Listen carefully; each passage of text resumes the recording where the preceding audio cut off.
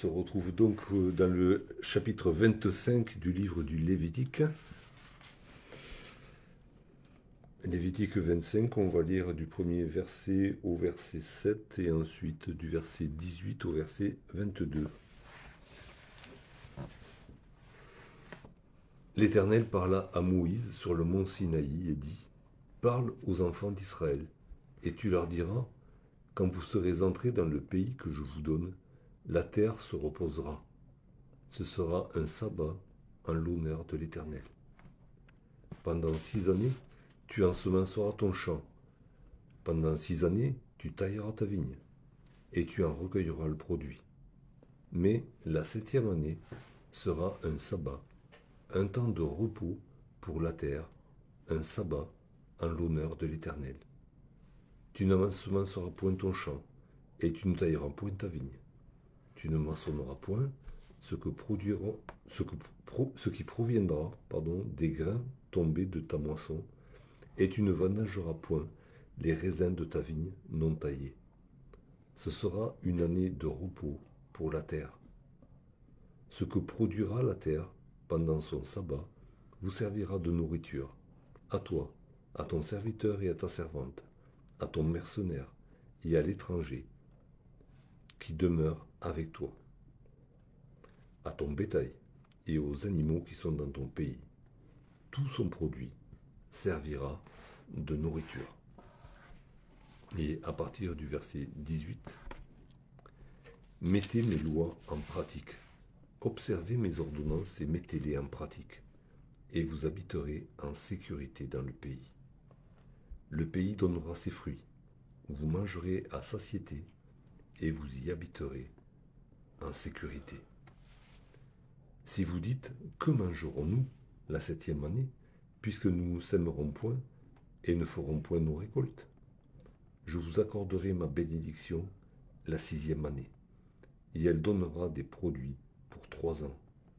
Vous sèmerez la 8e année, et vous mangerez de l'ancienne récolte. Jusqu'à la nouvelle récolte, vous mangerez de l'ancienne.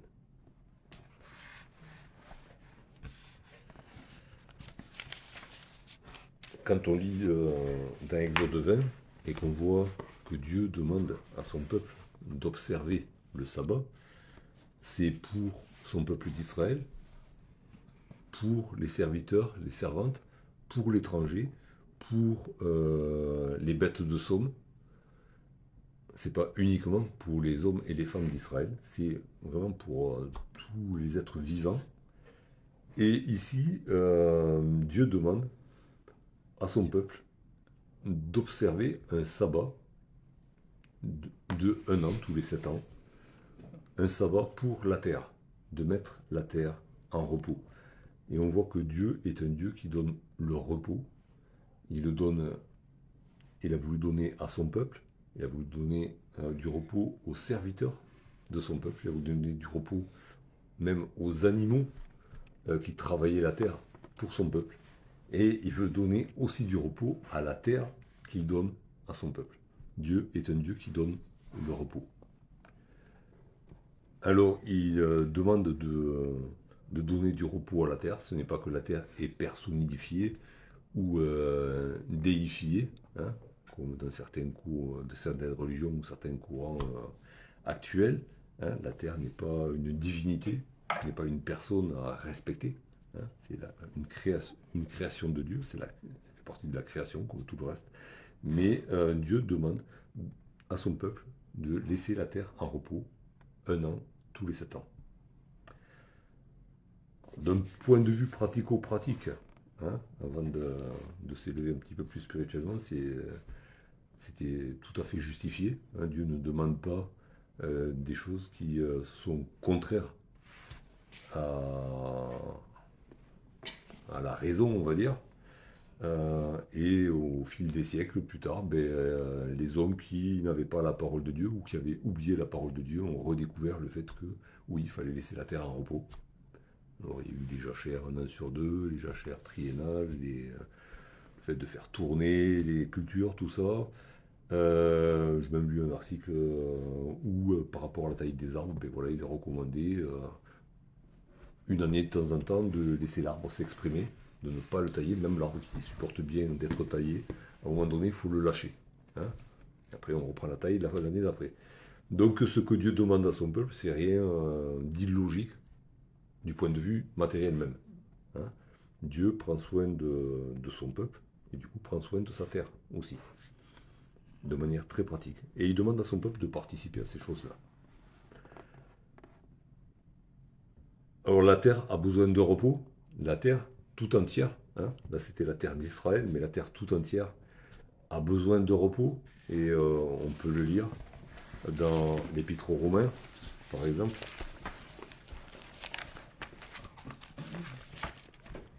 Alors en Éden, la terre n'avait pas besoin de repos lors de la création parce que elle était gérée, on va dire, de main de maître par Dieu à travers Adam et Ève. Et il n'y avait pas tout ce qu'on peut voir aujourd'hui sur la terre qui agresse la terre et qui la rend moins fertile. Mais en Romains chapitre 8, on va lire à partir du verset 19.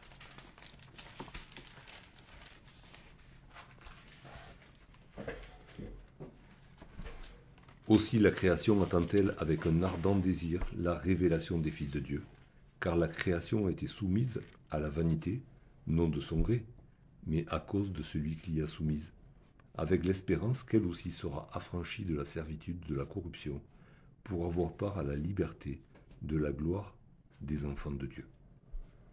Or, nous savons que jusqu'à ce jour, la création tout entière soupire et souffre les douleurs de l'enfantement. La création entière souffre, et on avait lu quelques chapitres auparavant, Dieu avait demandé à son peuple, la première année où il pénétrerait dans la terre promise, de ne pas récolter le fruit des arbres, parce que cette terre-là était souillée par le péché. Et donc il y avait déjà, au moment d'entrer dans la terre promise, cette idée de laisser les choses en état, de ne retoucher à rien, pour que voilà, qu'il y ait ce temps de purification, parce que la terre promise était souillée par le péché des peuples qui y résidaient à ce moment-là. C'est une idée qui revient aussi dans les prophètes. Je ne l'ai pas trouvé ce texte, mais il y a de mémoire, il y a un passage où un des prophètes dit à Israël, ben, vous allez partir en déportation, en gros, hein, je paraphrase, vous allez partir en déportation et votre terre que vous avez frustrée de temps de sabbat, de temps de repos, ben, elle va pouvoir se reposer enfin. Une fois que vous aurez débarrassé le plancher, votre terre va se reposer. Parce que forcément, comme tous les commandements de Dieu, celui-là n'a pas toujours été observé, et même rarement, certainement.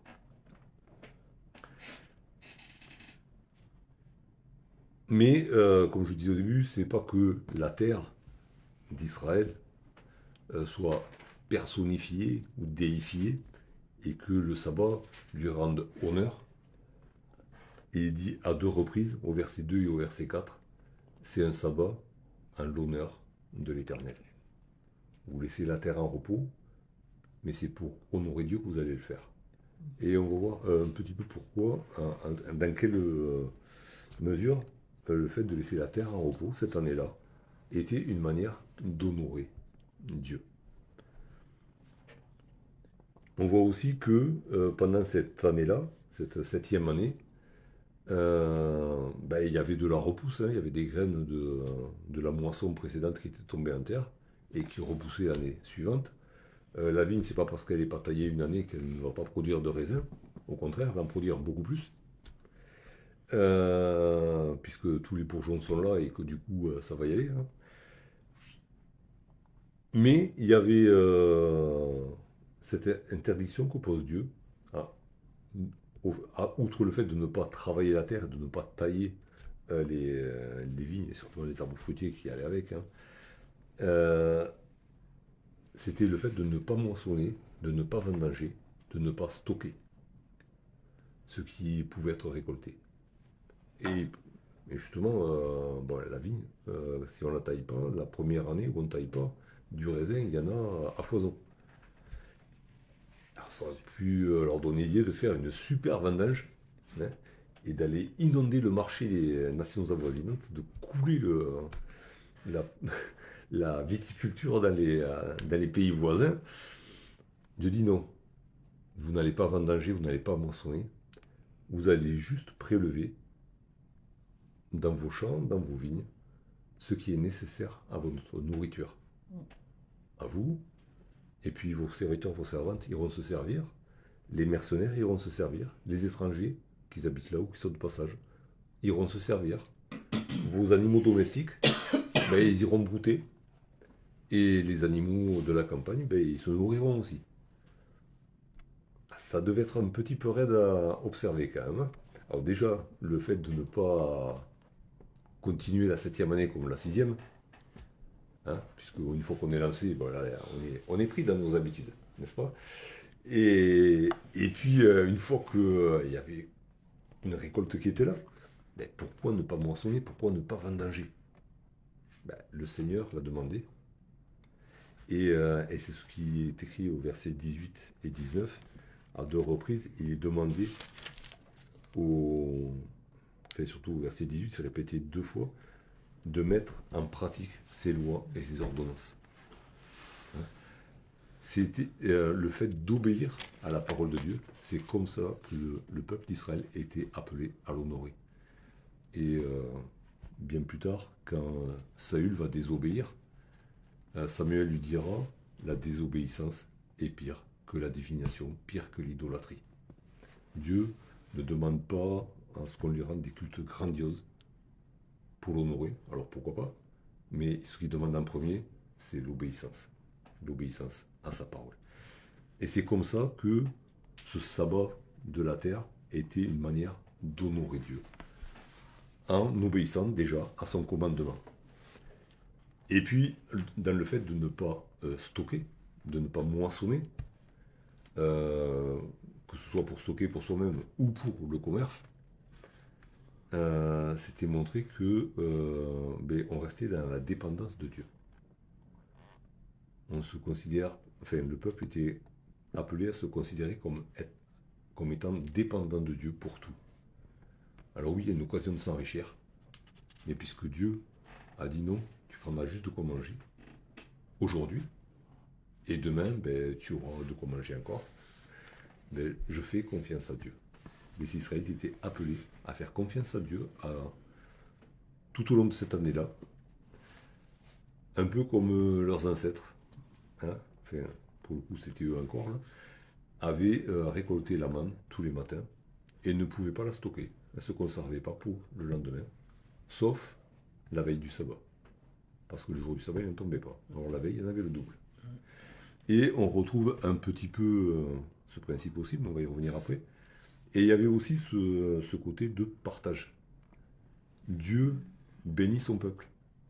Et son peuple, en retour, est appelé, pour honorer Dieu, à être une bénédiction pour tous les peuples. C'était la promesse, et en même temps un commandement de Dieu pour Israël. Vous serez une bénédiction. Il a dit à Abraham, ta postérité, toutes les nations de la terre seront bénies par ta postérité. Alors, la postérité d'Abraham, c'est Jésus, oui bien sûr. Mais le peuple d'Israël était là pour montrer aussi la grandeur de Dieu sur la terre et pour partager avec l'étranger les bénédictions que Dieu déversait sur sa terre.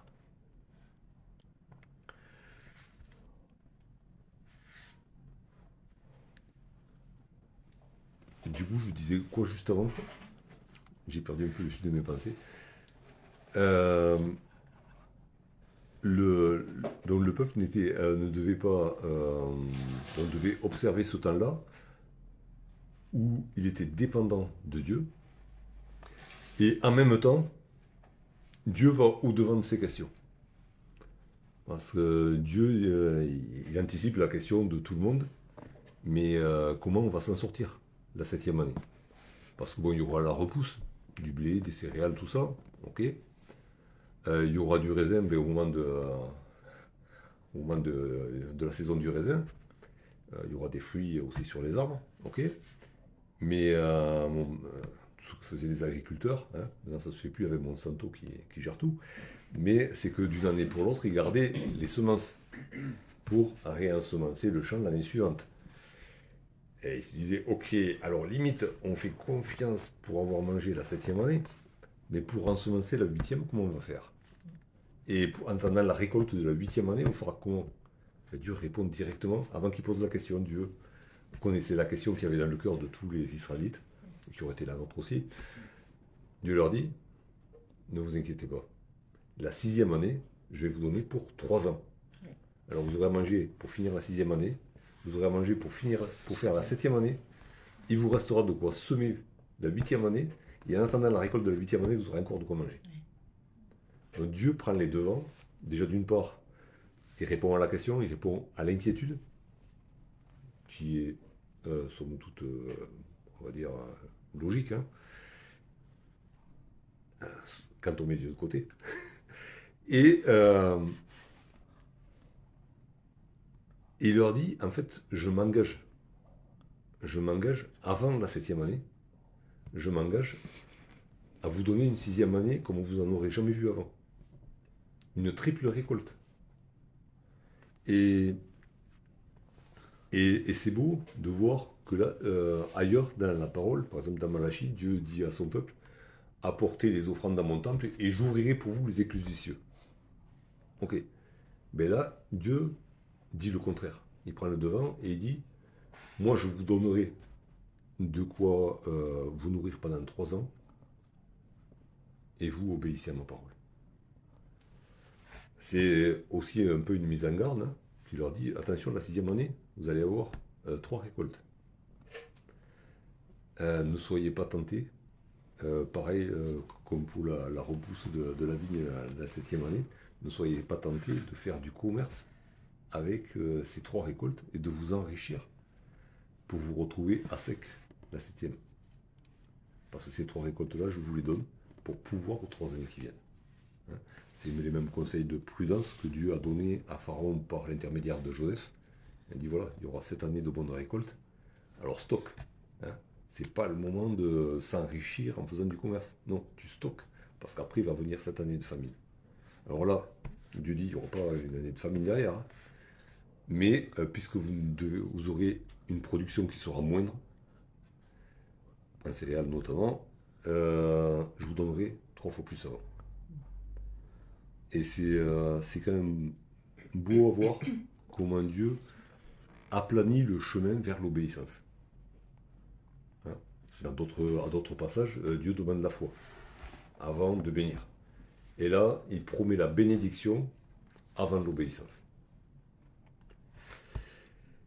Et justement, il est question de bénédiction dans les versets 18 et 19.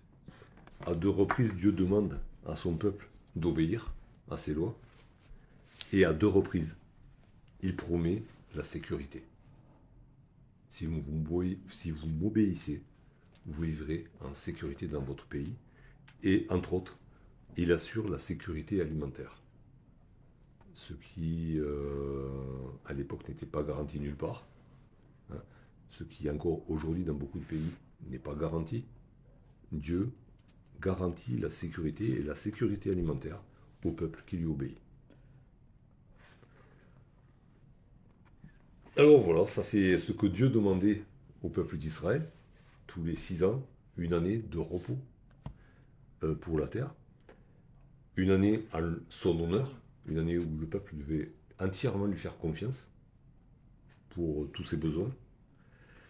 Une année aussi, du coup, alors, c'est pas je pense pas qu'ils ne faisaient rien de toute l'année. Déjà, ils allaient chercher dans la nature ce qu'il y avait à récupérer. Mais bon, ça leur permettait aussi peut-être de faire des travaux d'entretien. Peut-être ils bricolaient à la maison aussi. Hein, ça. Et en soi, peut-être que voilà, c'est encore une bénédiction de Dieu que de nous sortir de notre routine pour nous faire faire les choses qu'on ne fait jamais. Parce qu'on n'a jamais le temps. Hein. Et Dieu est un Dieu qui pourvoit à tous les aspects de notre vie. Et il pourvoyait de cette manière-là, certainement aussi. Mais un moment aussi où, forcément, il n'y avait pas le timing imposé par la nature et les récoltes, où le peuple avait davantage de temps, peut-être pour contempler l'œuvre de Dieu. Alors pour nous aujourd'hui, qu'est-ce qu'on peut en tirer? Outre le fait que oui, on est appelé à contempler l'œuvre de Dieu, on va y revenir, et je propose de lire quelques versets dans la première épître de Paul aux Corinthiens, pour nous mettre un petit peu dans un axe de réflexion. Il peut y en avoir d'autres, hein. On pourra en discuter après. Mais c'est ce que le Seigneur m'a mis à cœur de vous partager ce soir. 1 Corinthiens au chapitre 3. À partir du verset 5. Qu'est-ce donc qu'Apollos et qu'est-ce que Paul? Des serviteurs par le moyen desquels vous avez cru, selon que le Seigneur l'a donné à chacun. J'ai planté, Apollos a arrosé, mais Dieu a fait croître, en sorte que ce n'est pas celui qui plante qui est quelque chose, ni celui qui arrose, mais Dieu qui fait croître. Celui qui plante et celui qui arrose sont égaux, et chacun recevra sa propre récompense selon son propre travail. Car nous sommes ouvriers avec Dieu. Vous êtes le champ de Dieu, l'édifice de Dieu. Alors, dans Lévitique, il était question de travailler des champs, des vrais champs, en terre, avec des cailloux. Ici, Paul dit aux Corinthiens, vous êtes le champ de Dieu. Et nous sommes, en gros, des agriculteurs qui travaillons ce champ. Et on peut prendre cette image pour notre Église aussi. Notre Église est le champ de Dieu. Et chacun, pour notre part, nous avons un travail à y accomplir pour cultiver ce champ. Il y a des labours à faire, il y a des cailloux à enlever, il y a des semailles à faire, il y a de l'arrosage à faire, il y a des mauvaises herbes à enlever, il y a plein de choses. Sachant que notre travail, Dieu nous demande de le faire, et chacun a quelque chose à faire dans l'église. Mais à la sortie, qui est-ce qui fait pousser les plantes? Qu'est-ce qui amène les plantes à maturité et prépare la récolte? C'est Dieu et Dieu seul. De la même manière qu'en Israël, les Israélites cultivaient la terre, mais Dieu avait promis, c'est je veille sur votre pays pour vous donner les pluies de la première et de la dernière saison. Je protège votre pays des insectes, tout ça. Je vous donnerai les saisons. De la même manière, dans le champ qu'est notre Église, et l'Église en général sur Terre, mais on va parler. On est dans notre Église, c'est là où on travaille. Notre Église, c'est le champ de Dieu. Et nous avons à y travailler, chacun pour notre part, chacun, comme dit Paul, avec le travail qui lui a été demandé. Et en gardant en tête que, en fait, c'est quand même Dieu qui bénit le travail de chacun et qui donne la récolte. Alors on est appelé à travailler chacun d'une manière différente, mais on a tous quelque chose à y faire, en gardant toujours en tête que le propriétaire, c'est Dieu. L'Église appartient à Dieu, et que nous, on est des gestionnaires. On est là pour faire ce que Dieu nous demande, mais que c'est lui qui fait réussir, c'est lui qui fait pousser, qui fait grandir son Église. Et il y avait cette image de 6 années où l'homme devait travailler en attendant la bénédiction de Dieu, et une année où l'homme ne travaillait pas. Et c'était Dieu qui pourvoyait. Alors, on voit que la bénédiction de Dieu, elle ne se déployait pas uniquement sur la 7e année, hein. Elle se déployait sur les 6 années, et particulièrement sur la 6e, où la récolte, elle était triple. Et ça nous remet à notre place aussi, au niveau de ce qu'on peut faire dans l'Église. Tout ce qui n'est pas fait selon la volonté de Dieu, et même ce qui est fait selon la volonté de Dieu, de toute manière, ça ne marche que parce que Dieu le fait marcher. Nous, on peut se démener si Dieu ne bénit pas, ben ça sert à rien. Absolument à rien. Et voilà, quand on travaille dans l'église, il faut avoir ça en tête. Oui, le Seigneur nous a demandé de faire les choses. Alors, on les fait parce que dans l'obéissance au Seigneur, mais c'est pas parce que j'ai fait ce que j'avais à faire que j'ai le droit de me vanter de quoi que ce soit. C'est Dieu qui a donné la réussite. Ou qui la donnera plus tard. Hein. L'image de l'agriculture, c'est ça, on plante une graine, ça met longtemps à pousser avant la récolte. Hein. Il y a des graines qui mettent très très très longtemps à donner du fruit. Ben voilà. Mais c'est Dieu, de toute manière, qui la fera pousser, qui la fera germer, qui va lui donner l'accroissement, qui donnera la récolte à la fin. Et donc, servons le Seigneur dans notre Église de cette manière-là. Et il y aura forcément un temps où Dieu va nous demander de rien faire. De la même manière qu'il demandait à son peuple, la 7e année, d'arrêter tout travail dans les champs et de le laisser faire. Mais chez nous aussi, Dieu va nous demander peut-être de ne rien faire. Et ça, c'est compliqué. Hein, c'est pas dans notre nature. Enfin, c'est-à-dire, quand Dieu nous demande de faire quelque chose, on n'a pas envie de le faire. Mais quand Dieu nous demande de ne rien faire, on a envie de faire quelque chose. Hein, c'est parce qu'on n'a pas envie d'obéir. Hein, voilà. Ça, c'est notre nature qui est désobéissante et que du coup, voilà, quand Dieu nous envoie travailler, on se trouve des excuses pour ne pas y aller. Et quand il nous dit stop, laisse-moi faire, mais là, on va y mettre notre graine de sel. Hein, parce qu'on sait mieux faire que Dieu, peut-être. Eh bien non. Et cette image que nous donne ce commandant pour Israël, elle est là pour nous faire bien penser à ces choses-là. On a besoin de la bénédiction de Dieu sur notre travail et on a besoin d'arrêter. Quand Dieu nous dit arrête et laisse-moi faire, tu vas voir ce que je vais faire. C'est une leçon pour nous pour rester dépendants, soit dans le travail, soit dans l'abstinence par rapport au travail habituel, hein, s'arrêter et on laisse faire Dieu. Parce que nous, on est incapable de faire ce que Dieu va faire. Il faut le reconnaître. Alors, soyons dépendants dans le champ qu'est l'Église, soyons dépendants de Dieu de toutes les manières, dans l'action comme dans la contemplation de ce que Dieu va faire. Je propose de lire un verset dans le prophète Ésaïe.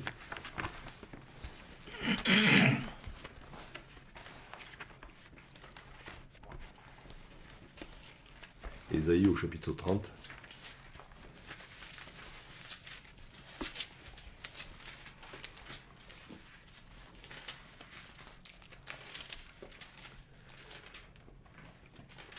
C'est triste parce que il y a une proposition de Dieu que le peuple d'Israël a refusée, et c'est pour ça que le texte est triste, mais bon, il y a la première partie du verset, au verset 15, Ésaïe 30, verset 15, « Car ainsi a parlé le Seigneur l'Éternel, le Saint d'Israël. C'est dans la tranquillité et le repos que sera votre salut, c'est dans le calme et la confiance que sera votre force. Mais vous ne l'avez pas voulu. » Et du coup, voilà, l'échantillon arrive. Mais je répète, c'est dans la tranquillité et le repos que sera votre salut.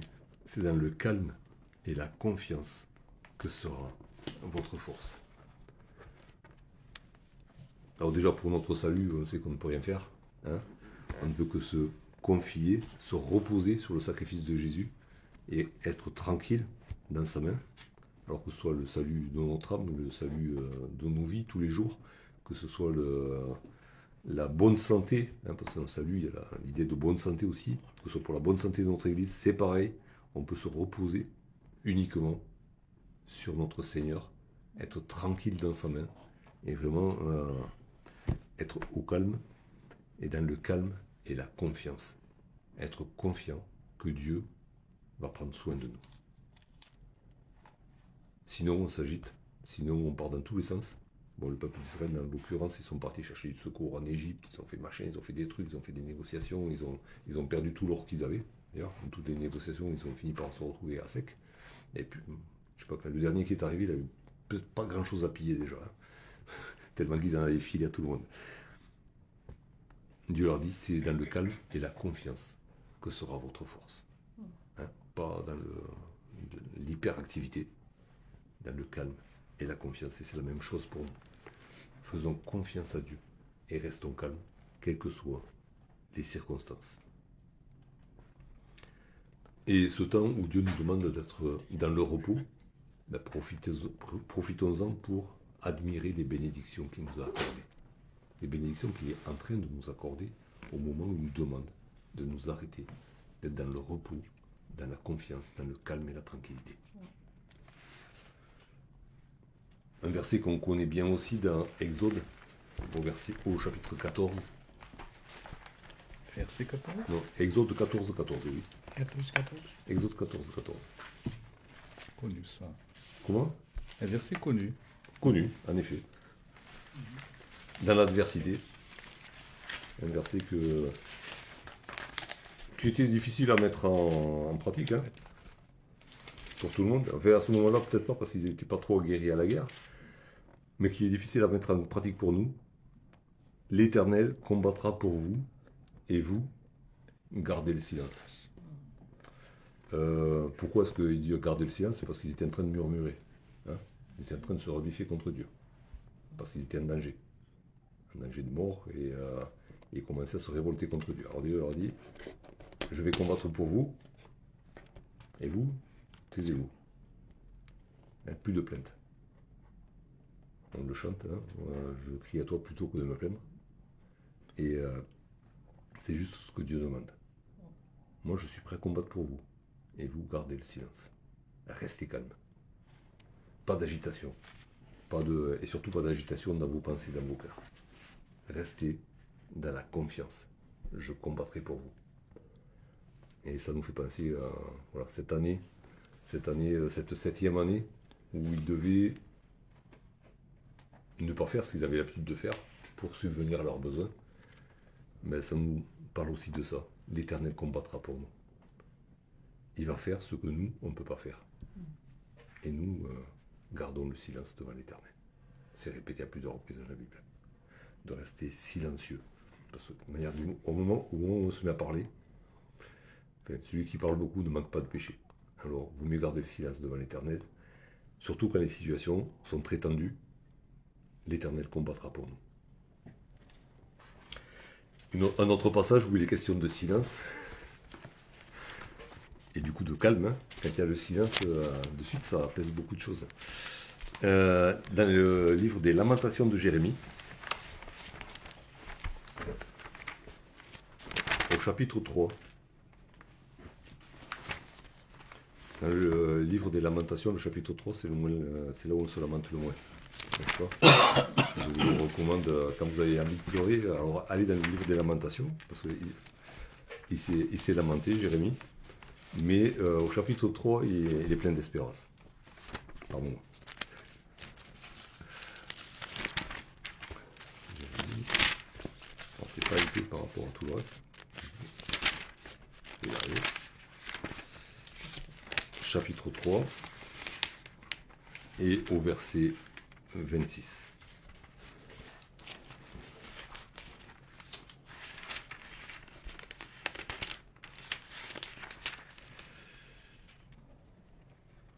Il est bon d'attendre en silence le secours de l'Éternel. Hein, ça fait écho à ce que Dieu a demandé dans le livre de l'Exode. Il est bon d'attendre en silence le secours de l'Éternel. Et cette 7e année de repos, où on fait confiance à Dieu, ben ça nous fait penser à ça aussi. C'est bon en soi déjà. Parce que quand on reste silencieux devant Dieu, en attendant son secours, en fait, on se fait déjà du bien. Dieu va nous faire du bien, mais nous, on évite de se faire du mal. C'est déjà un bien. Parce que quand nos pensées s'agitent, quand nos cœurs s'agitent, quand nos sentiments s'agitent, ben, nos langues s'agitent aussi, et on va se faire du mal à soi-même, on va se faire du mal peut-être à nos frères et sœurs, en les affolant, en leur faisant peur, n'importe quoi, en cherchant peut-être des coupables pour la situation, n'importe quoi. Dieu nous demande d'attendre en silence son secours, et on va se faire du bien dans le silence. Dans le même ordre d'idée, les amis de Job, ils ont fait du bien à Job pendant 1 semaine, parce qu'ils n'ont rien dit. Du moment qu'ils ont ouvert la bouche, ils ont tout cassé. Mais sachons attendre en silence le secours de l'Éternel. Et alors tout ça, tous ces passages sont dans l'Ancien Testament. On pourrait se dire, ouais, bon, ça c'était pour le peuple hébreu peut-être. Mais Jésus a donné aussi des indications pour des temps de crise. Que faire dans les temps de crise? Que faire pour se préparer aux temps de crise? Si tant est qu'on puisse se préparer à quelque chose qu'on ne connaît pas. Et dans l'évangile de Marc, on a cette promesse au verset 11. Marc 13, le verset 11. Au milieu d'un passage où Jésus parle de la fin des temps, où Jésus parle de persécution pour ses disciples. Il leur dit, quand on vous amènera pour vous livrer, ne vous inquiétez pas d'avance de ce que vous aurez à dire, mais dites ce qui vous sera donné à l'heure même. Car ce n'est pas vous qui parlerez, mais l'Esprit Saint. Et ça nous rappelle encore cette 7e année où Dieu pourvoyait à mesure à la nourriture de son peuple, qui lui faisait confiance. Ça, c'était le contrat que Dieu avait proposé à son peuple. Je ne sais pas s'ils l'ont fait une fois. C'est jamais trop... Il est dit qu'ils ne l'ont pas observé très souvent. Je ne sais pas s'ils l'ont observé une fois. Le récit n'est pas dans la parole. Dieu le sait. Mais le fait de faire confiance à Dieu, même pour ce qu'on devra dire, c'est quelque chose qui montre la vraie dépendance qu'on doit avoir. Alors, j'ai rien contre le fait que certaines organisations chrétiennes s'attachent à préparer les églises qui sont persécutées ou qui vont l'être, à résister à la persécution de différentes manières. Mais je pense qu'il faut aider nos frères et sœurs qui sont persécutés, ce n'est pas la question. Mais Jésus dit à ses disciples, n'anticipez pas vos discours. Le Saint-Esprit vous inspirera au moment où vous devrez parler. Ne vous faites pas des films dans la tête. Laissez-vous conduire par l'Esprit. Alors, pour notre Église, qui est le chant de Dieu, ça doit être la même chose. Elle appartient à Dieu, c'est son Saint-Esprit qui doit diriger son Église, qui doit inspirer l'œuvre de son Église. Je ne dis pas que on ne prépare pas une prédication, on ne prépare pas une étude, on se prépare et on se laisse conduire par l'Esprit. On se prépare à transmettre ce que le Saint-Esprit nous demande de transmettre. On se prépare à agir dans l'Église envers un frère, une sœur, envers un étranger qui arrive, en se laissant conduire par l'Esprit. Alors oui, il y a des choses à mettre en place. Pour pouvoir accueillir, vaut mieux que le bâtiment soit en bon état, par exemple. On a un exemple. Pour parler de matériel, si quand on prépare un repas fraternel, vaut mieux cuisiner la veille, ou l'avant-veille, pour que les plats soient prêts, et qu'il y ait de l'abondance dans la maison du Seigneur. Sinon, comment est-ce qu'on va manifester l'amour et la générosité de Dieu si on arrive avec juste notre part à nous, qu'on ne partagera pas?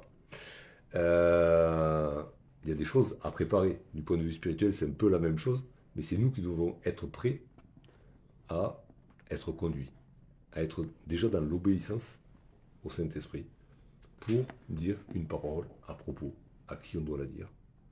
Alors ça peut être à toute l'assemblée, ça peut être à une personne, peu importe, c'est Dieu qui nous demande de faire des choses, de dire des choses, de donner, d'aider, quoi que ce soit.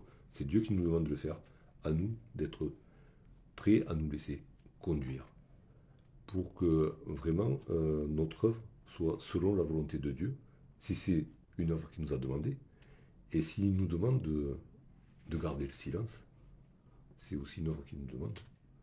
Et c'est pas des plus simples, c'est pas des plus faciles que de garder le silence. Et à un moment donné, il faut s'arrêter de parler, à un moment donné, il faut arrêter d'agir. et on laisse faire Dieu. C'est le Saint-Esprit qui convainc de justice, de péché, de jugement. Nous, on a transmis la parole de Dieu. Le reste, c'est Dieu qui va le faire. On a transmis l'amour de Dieu de différentes manières, et c'est Dieu qui va se révéler à chacun. C'est pas nous. Nous, on ne peut pas révéler Dieu. C'est Dieu qui se révèle lui-même. Et du coup, voilà, j'ai eu cette image qui m'est venue de ces 6 années où on travaille avec la bénédiction de Dieu, sinon on ne produira rien. Il y aura du travail et Dieu le fait remarquer dans les prophètes.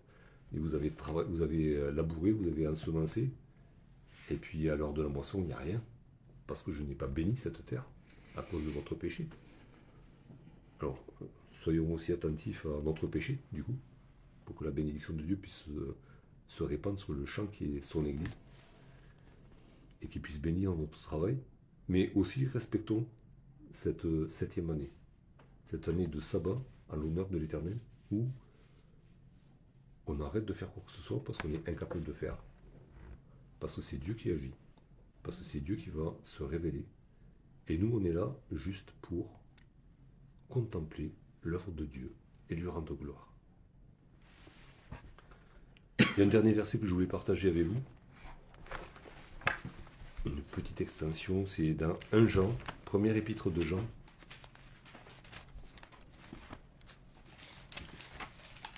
Jean chapitre 4.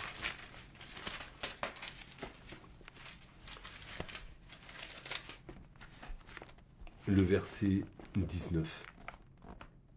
Pour nous, nous l'aimons parce qu'il nous a aimés le premier. Et j'ai pris ce verset en référence à la 6e année. La 6e année, Dieu donnait une triple bénédiction, gratuitement. Il attendait l'obéissance pour la 7e, oui. Mais avant même d'avoir eu ou pas l'obéissance à la 7e année, Dieu donnait une triple bénédiction. Il s'est engagé à ça. Et je suis sûr qu'il l'a fait. Quand Dieu s'engage, il le fait. Pour nous, Dieu nous a aimés le premier. Alors que nous étions ses ennemis. Dieu nous a aimés le premier. Et tout ce qu'on pourra faire en retour, en fait, ce n'est qu'un juste retour, et on n'en fera jamais assez, par rapport à la grandeur de l'amour qu'il a manifesté pour nous le premier, alors que nous étions ennemis. Alors déjà, la première chose, c'est qu'on n'en fera jamais assez. En fait, je veux dire, on ne lui rendra jamais tout l'amour qu'il nous a donné. Et puis ça doit nous maintenir dans la dépendance et dans la confiance, parce que si Dieu nous a aimés alors que nous étions ses ennemis, comme le dit Paul dans l'Épître aux Romains, qu'est-ce qu'il va pouvoir nous refuser maintenant? Il nous a tout donné en Jésus-Christ, avant qu'on puisse répondre à son amour. Alors, qu'est-ce qui pourrait bien nous refuser maintenant? Toutes les bénédictions, il nous les a déjà données. Il ne peut rien nous refuser, il nous a déjà tout donné. Alors on peut lui faire entièrement confiance, comme Dieu demandait aux Israélites de lui faire confiance pour cette 7e année. Restez juste dans l'optique de rendre gloire à Dieu, en lui faisant entièrement confiance, en obéissant complètement à sa parole. C'est ainsi qu'on peut l'honorer, et c'est ainsi qu'on peut prouver notre amour pour lui. Lui, il a prouvé son amour en nous donnant tout, et en nous donnant surtout Jésus-Christ, et tout par lui. Et nous, pour pouvoir lui rendre notre amour, lui prouver notre amour, on n'a que ce biais-là, lui faire entièrement confiance et obéir toujours à sa parole. Et c'est ainsi que nous serons de vrais adorateurs en esprit et en vérité.